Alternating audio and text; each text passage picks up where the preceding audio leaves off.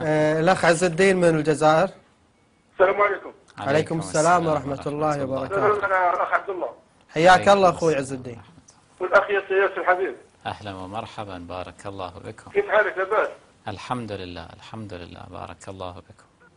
نحن في الجزائر عندما امرأة تتشبه بالرجال نعم. نقول لها عائشة رجل. عائشة رجل. عائشة رجل. فهمت يا أخي ياسر حبيب؟ نعم مو فاهم. سمعتي جيدا؟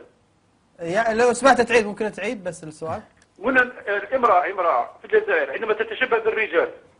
أي نعم. يقولون لها عائشة. ولا في المشي أو نقول لها عائشة رجل. عائشة رجل. فهمت يا أخي ياسر؟ أي نعم نعم. سبحان الله، أنتم يعني يبدو الجزائريين ما شاء الله يعني ثقافة رافضية عميقة الجذور. نعم نعم. بارك الله فيك يا ياسر، بارك الله فيك. ما شاء الله ما شاء الله. جزاك الله خير. الله يحفظكم إن شاء الله. ما شاء الله. أنا اتصلت بك سابقا. أهلا وسهلا، حياكم الله، حياكم الله. أحسنت، مشكور. طبعا بالمناسبة هالشكل يعني بين قوسين فقط أذكر قضية عائشة راجل، أنه هنالك في آثارهم في آثار المخالفين أن عمر بن عبد العزيز لما سئل عن عائشة قال كانت عائشة رجلة. رجلة يعني، ويقولون رجلة الرأي يعني هكذا. فيعني عائشة راجل ورجلة. سمعت شيخ قبل فترة تذكر أتانا للحسينية أخ من تونس، هم قال إن إذا واحد مثلا نبي ندعي عليه نقول الله يرزقك عيشة، إن واحدة تأذيك يعني تزعجك، فيقول في تراثنا إن.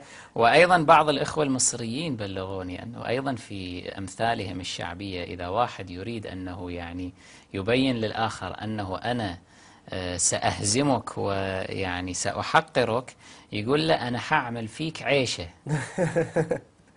باعتبار أنها هزمت في معركة الجمل. وعندهم أيضا مثل آخر جدا لطيف، يقول راكبة جمل، خيبة الأمل راكبة جمل.